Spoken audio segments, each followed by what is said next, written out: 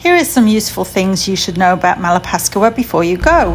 The public ferry is very cheap and easy to get. You buy your ticket at Maya Port and it takes you to the main area of Malapascua.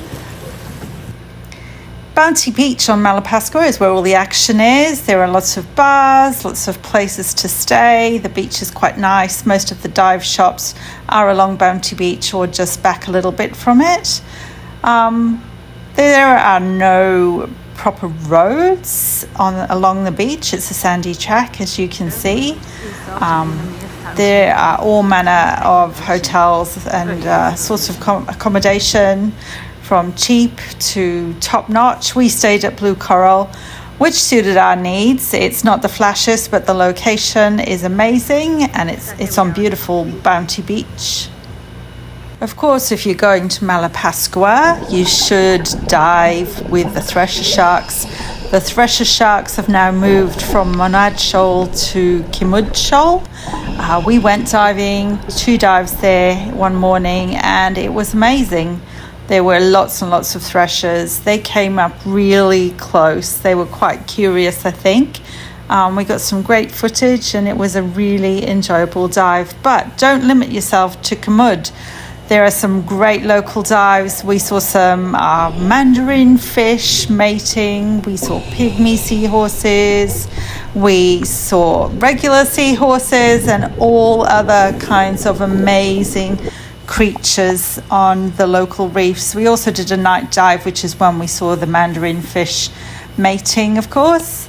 That was really interesting. Thoroughly recommend doing a night dive as well as some day dives on the local reefs. There are so many different kinds of clownfish around Malapascua. They're really cheeky and really cute. There you go. There's a shot of the pygmy seahorse. Can you see it? Lots of nudibranchs, especially on the artificial reefs at House Reef. There you go, a pair of seahorses and the little mandarin fish. Now we dived with a company called Devotion. We read the reviews before we went. Great reviews, and they lived up to our expectations. No regrets at all diving with Devotion. They were also reasonably priced. We had a fantastic guide. They have 2 kinds of boats, the smaller ones and the larger ones, depending on where you're going and how many people are diving for the day. The food along Bounty Beach is great, a real variety of restaurants. One of our favourites was a vegan restaurant, or vegetarian and vegan restaurant, this one. They do fantastic food, all organic produce. We discovered apple beer, which is a really nice beer, a bit different to what we get at home. The views along Bounty Beach at dinner time are lovely. You can watch the sunset. 2-for-1 cocktails in lots of the bars between 4 and 7 p.m. and the prices are amazing. The Hippocampus bar often has live music, as do some of the other venues. These ladies were fantastic.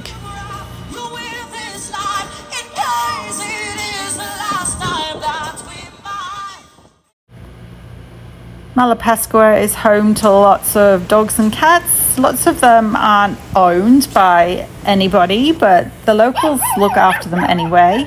Our hotel had a dog that went for a swim several times a day and then just come up to reception area and lay down for the rest of it. This kitten here, that was also belonging to the hotel. It was extremely friendly, as lots of the animals are.